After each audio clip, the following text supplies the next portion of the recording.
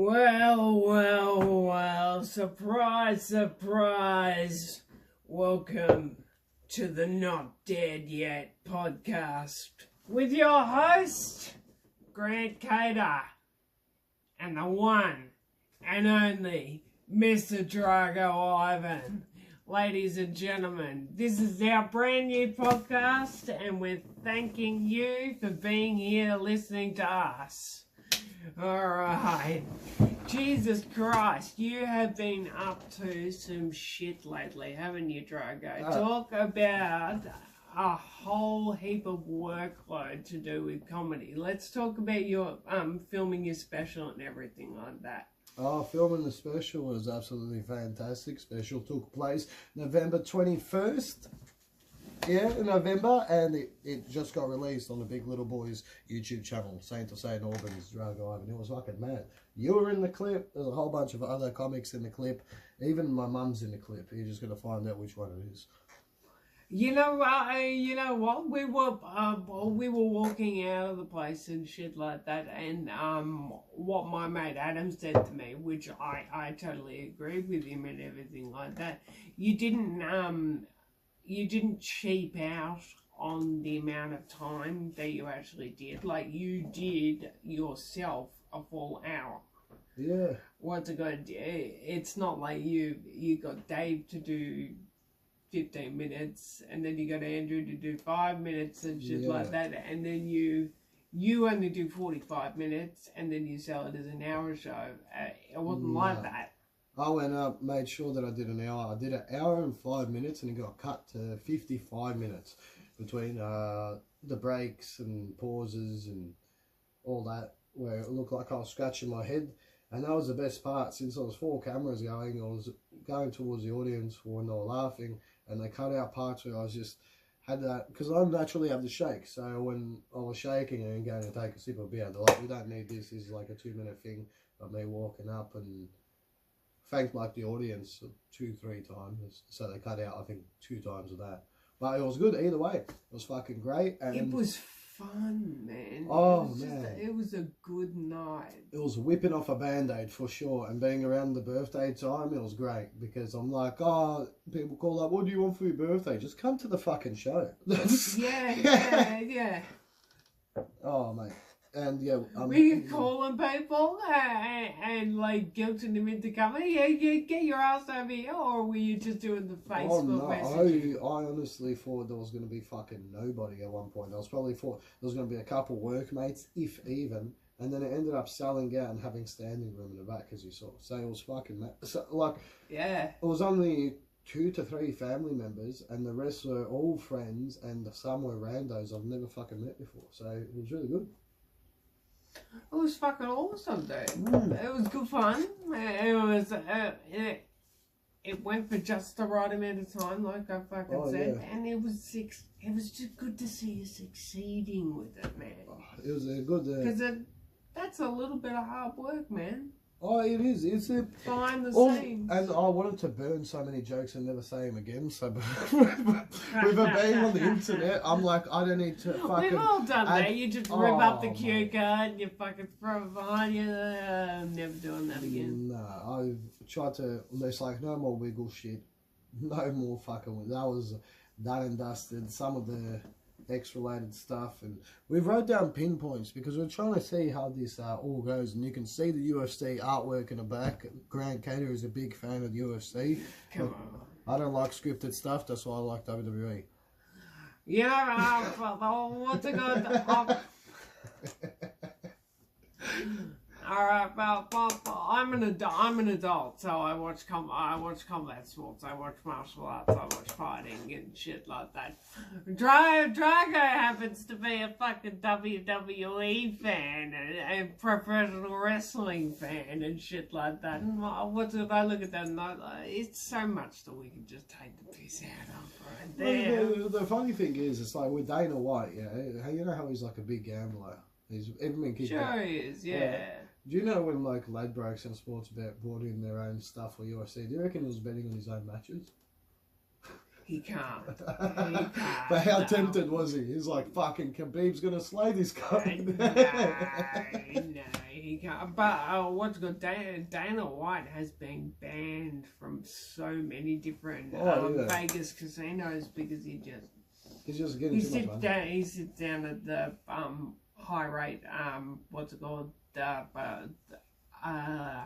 What's it called? High roller tables, high roller fucking table. slapping mill and all that stuff. And then he gets $1 million, he gets $2 million, and then he leaves and shit like that. And that's not what the comedian. And then they want you to stick around. Then he goes to a press conference and says how Matt Riddle belts his wife. And what's it called? Apparently, quite a few of these casinos have told him, "Well, thank you for coming. Please never come back." Oh yeah, because the amount of money that they're paying out to him is astronomical. But hey, that being said, Grant Cater. Let's talk more about Grant Cater. I don't want to sound like a narcissist because it started off with the solo show hype up. Grant Cater, a fucking industry icon in the Melbourne comedy scene in general, has been around the traps and has probably slapped some, I don't know, claps. Oh no, been around the traps. What and got the fuck plenty are of you claps. There we talking go. about? I'm trying to make a rhyme. Because your blade's on the wall threatening me. Oh, you gotta get it together, Drago. You gotta. I've never had it together, Grant. Oh, fucking string a sentence together. Come on. Hey, so yes, Grant Cater. He's been around the traps and has plenty of claps. Mate, an industry icon in the Melbourne comedy scene. When did you start comedy? When did all that kick off? Well, you started before or after the pandemic? I started just before the pandemic, yeah. Just before the pandemic. So, what's it called? I was doing comedy for about 1.5 years, 2 years. What's it called? Right up until the pandemic. Yep. And then we had the absolute travesty for up and coming comics like myself and shit like that, because I was doing fucking 3 or 4, 5 fucking open mics a week. What's it got? No problem, no nothing, anything. Highlander was going on. Fucking what's it got? It was absolutely ripping, and then 8.5 months of no gigs. Yeah. It's like a big artist block. Even to come back after that, that's why so many just died out, but so many just fizzled out. And even I noticed the whole vaccination standpoint kind of weeded some people out of the scene as well. So it was kind of a very shit time, but I reckon definitely it would have been trying in your time and showing how much dedication that you have, that you've come back after it. A lot of people would have been like, nah, fuck this, see you later. But have you ever done your own solo show or planning to do your solo show? I don't have enough fucking material. Like, I'm not as much of a hard worker and a writer as you, man. I don't think I've got an hour in me. You can do a half-hour show. I've got a half an hour in me. There you go. You do a Grant Cater show. Hey, put down in the comments if you'd like to pressure, see a no Grant pressure Cater show. here. No, we don't do that. Maybe next year. Who fucking knows? Instead of like cat dog, you put a cater dog. And what? You know the cartoon cat dog. You put cat dog. Cater dog. Cat dog. Cat dog. Instead of that 70s show, that cater show. It's just you and different. I don't know. They actually had a hot dog stand that was the cat dog hot dog stand. What's it called? The ultimate funny cater. Dreamworld on the Gold Coast. They actually had a hot dog stand that was a cat dog hot dog stand because it was fucking. It was hilarious. What about the ultimate funny cater? And it's like a UFC initials, and it's photos of you for gloves, ready to fight a bomb. I don't know, fucking something or other. Anyway, we're getting back on track. What other talking points do we have? Because we can cut this part out. What the talking points are. So, obviously, let's talk about your beginnings and how you got into stand-up comedy. Where was the where was the birth of Drago Ivan the comedian? Where was that? How did it come about, mate? Birth of Drago Ivan as a comedian started at the age of 25 with an acid addiction, staring at a tropical fish tank, saying, you know what, I'll chuck on my own comedy show. Yeah. And the fish probably fucking agreed with you. They're like, yeah, Drago, yeah. Just get away from the tank dog. I didn't know. They're like, yeah, Drago, it's a good idea. I didn't know the open mic circuit existed, so I was. Nor did I. Searching up all about it before I already advertised the show that I was going to put on, and then I got told to head down to one open mic, and that was Dirty Secrets, which was the first gig when they had the open mic there. Right. Talked to none of the comics. I went down with the girl I was seeing at that time, and there was one. That's a mistake. Yeah. You shouldn't bring. You should bring your girl to a fucking open mic. Especially when there's one audience member, but John Burgos, he was MC for it, and I'm like, that's initially how we met. After the spot, I fucked off, didn't talk to any of the comics and all that stuff. Then second gig, I opened up for George Capanaris, Johnny Katz, and Gab Rossi. So there was no pressure. But and, after that, the third ever gig was I like Gab. Was the Laughs in the Ghetto show. The first ever one with Mimi, John Burgos, Johnny Katz, Piero Venvatini, whatever his name is, People, George Capanaris. Who else was there? Elusive was there, the rapper, and then there was one other comedian, I'm pretty sure. I said Nina Shane, but yeah, and I was opening up for that. We outsold a lot of shows because I was doing the Melbourne International Comedy Festival. That was April 21st, 2021. We sold 220 tickets. Jesus fucking. So that put it straight in the ego. That's pretty but then good, yeah. Also put me in 10 grand debt because none of the comics got paid that night. It took me 3 months to pay them all. There's only people there was like 30 people that bought the gold wristband. They were ringing you up. They were like, Drago, we want our money now. Get this grand. There was only like 30 or probably 25 tickets, so I meant to get a gold wristband, which they could get free drinks. The people at the door gave everyone gold wristbands, so everyone was on my tab. First couple hours in, it was $8 grand a tab. Oh yeah! The bartender's telling everyone with a bracelet, you can drink for free. Oh yeah, Greg. Yeah, so comedy, baby. Ooh. Jesus. Oh, like, how much was the tab? Like $8 grand? $8 grand, and had to pay the comics. I think that was like a total of $3 grand that I had to cover them. I had to work my way up. That put me in a car for a little bit, and then worked my way back up. Jesus. Oh, yeah, mate. It's a bit of a fucking flesh one. I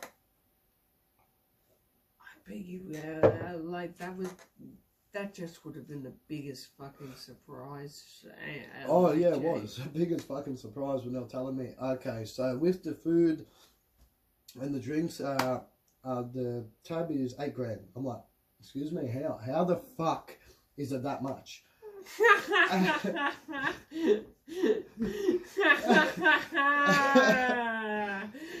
And they're like, oh, everyone with a gold wristband, which was 220 people in the venue. I'm like, fucking excuse me, what? That was rough. Basically, the only thing I didn't do to get money during that time was basically sell my body. I was working my ass off, even doing some things to get money that I needed to do during that time. Not sexually, never sexually. Who the fuck would pay you for anything sexually, Drago? You're not a goddamn gigolo. Oh, you're not hot enough for that. I'm sorry, Drago. No one's paying you for shit. Hey, if you reckon you could pay me for sex, list down in the comments below. I reckon someone would pay to fuck me. I don't know. Yeah, to fuck you, but not. Oh man. Well, no, you know what? Put that in the comments. Who would be more pay? Like, who would you pay to fuck. It would be Grant or me, and we'll put it into a ratio. That's, I don't know, it's information vomit. That's what I do when it goes to pure silence. And plus, I've had pineapple soft drinks cut with a wine I can't pronounce. So he's drinking wine and pineapple soft drink. Out of a fucking stein, because I'm fancy. Yeah, I don't know what the name of the wine is, and I don't give a fucking shit either. We had a little taste of fucking scotch, but it's not, what's it got? It is really, really fucking... It's rough. It's rough, man. But obviously we can see with the get-up that Grant has as well. He's got Hawthorn socks and a Hawthorn shirt. So I think he goes for Collingwood. Oh, yeah. I'll go for Collingwood. Well, obviously, I'm a fucking Bulldog supporter. Yeah, What the fuck? This is for 2008, man. Oh, still hanging on to the glory days, huh? Yeah, this is one of the oldest fucking shirts that I have, dude. You know what? No, Buddy Franklin is the only one not to fucking point at an audience member and say they said something to me. The whole community, that's why, mate. He was in that 2008 Premiership team. No, of course he was. Of course you remember, mate. I want to go... You're like, I dream about it every day. I'm the one that took the specky for the final goal. Even though he's retired, Shane Crawford, he's my favourite. Oh, yeah. Remember, did you ever collect those cards with the Herald Sun, with the football cards? Yeah. Oh, mate, I used to love those. And then you get like those shiny cards and shit, those extra cards I didn't know about. And like in primary school, which was like that. You know, Herald Sun, you like every time got it $2.50. Oh, extra couple. Sorry, I didn't mean to burp, but that just goes to show the dedication. I'm not dead yet. Oh man, it's great. Let's do a time check. Hey, that's nearly 20 minutes. That's good. Now, what was I talking about? Well, we were talking about the cards and shit. The $2.50. No, we were talking about you starting comedy. Oh yeah, I already mentioned that. Okay, and then you went on and you talked about dirty secrets. What was it that drew you to get to dirty secrets? Oh god. And what was it that led you down that road? Because of Well, I feel as if the reason why it led me down that road, I was a security supervisor at an establishment in Melbourne, and I got smacked from behind at 80 kilometres driving home, fractured my spine, had to learn a bit. Had to learn how to walk around properly again, and during that time when you're sitting on your ass at home getting TAC payments, you can't help but... Are you good now? Yeah, I'm all good now. Like, I get pain here and there, but it's nothing I can't fix with a bit of medication, you know, because self-medication.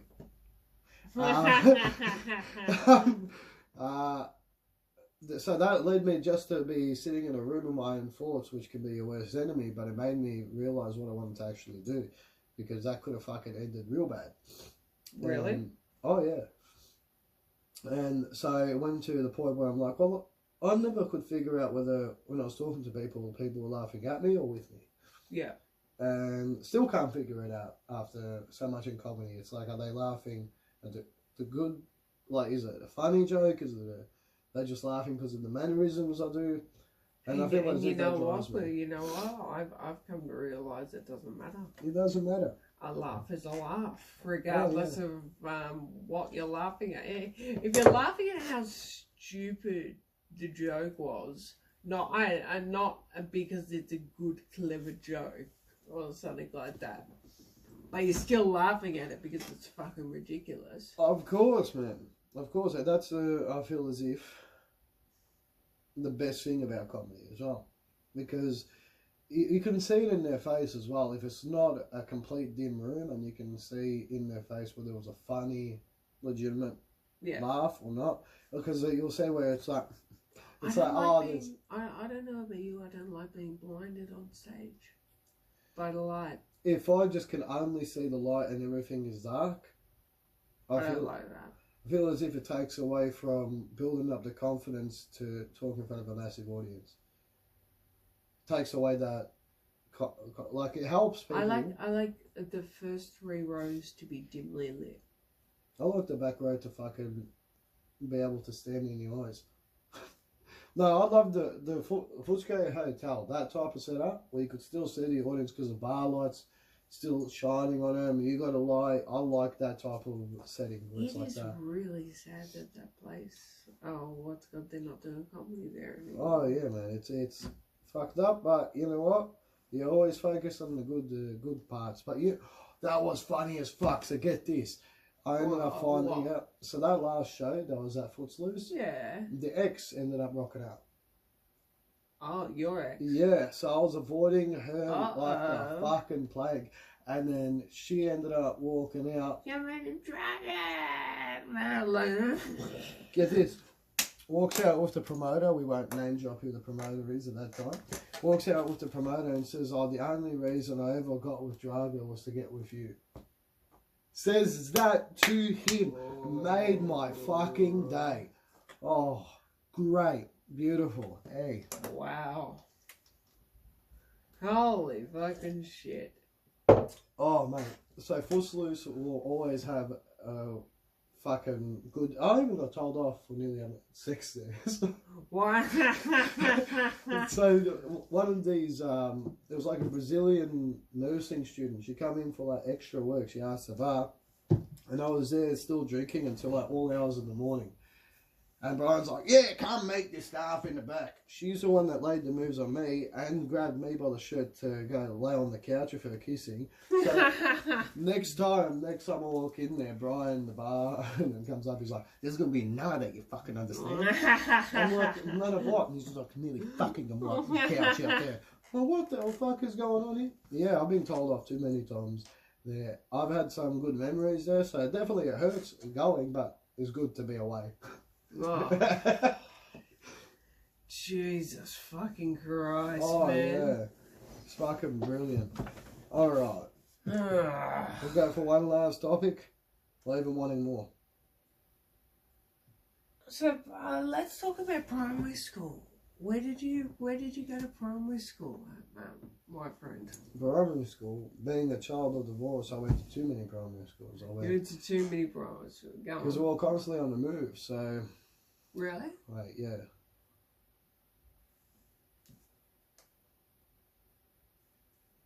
I think I went to like 4 different primary schools. 4 different. Yeah. So I feel as if that probably added to the element of doing stand-up comedy because I had to constantly do a new presentation to a new audience. It's a new room every single time. So I don't know whether it helped, but it was a pain in the ass. I could never be having proper steady friends. What about yourself? What do you mean? Which primary school did you go to? I went to a very nice primary school, and I was happy with it right up until about like 2005. But when I was in grade 6, they started bringing in like portable classrooms. Oh, I love the smell of those classrooms. Still hits me. If there was a candle of a portable, freshly built portable, yeah, with that but carpet, I didn't want to be in a portable classroom. Hey, it's fucking better than I wanted to be in the building. No. The portable, I reckon, was a sick level. It was a fully sick level, just because everyone's like, "That's brand new. How is it?" You're like, "Yeah, it smells great." No, it was just robotic, and the only reason they bring it is because there's just too many kids, and not enough bloody schools. Legitimately. And they can't be fucked to getting the funding to build it. They'd rather just keep all the money so they can go on more expensive excursions every year. But like, we're going to go to Italy because the teachers really want to go overseas, so they save that money and just keep them in fucking portables that are cheap as shit. And which, by the way, there's on the freeway driving, I don't know where it is, there is a whole fucking paddock full of old portables. Free-range portables. They let them live out their life there. Jesus, motherfucker. What the god? When you went to primary school, what was the fucking worst excursion you ever went on? Worst excursion? Fucking Sovereign Hill. Oh man, I don't know the worst. I know like the worst. The swimming carnival was the worst. In grade 2, I lost my speedos that my brother gave me. It was hand-me-downs. That was the worst. No How excursion the was. fuck did that happen? I did a dolphin dive. It was a bit too big. It collected water to the back of the fabric and shot off. And Drago's not allowed back in the pool anymore, ladies and gentlemen. Yeah. It was fucked up, man. It still lives with me. And that was during that recess time at the school, like swimming lessons during the school. So all of the kids are in the one pool, and I've lost the jocks. I don't have goggles. I've never put my eyes underwater before. I'm like, but I've got to think of something quick. Put the eyes underwater, and in the distance between like a couple kids, you just see like this shit floating over there. I'm like, let's do it. Yeah, I got him back, but Great. I was holding him up the whole time. I'm fucking sure you were. Jesus. And being Croatian, it's more embarrassing because I had hair on my ass since kinder. Yeah. Yeah. Were you a troublemaker in primary school? No, I was always the quiet kid.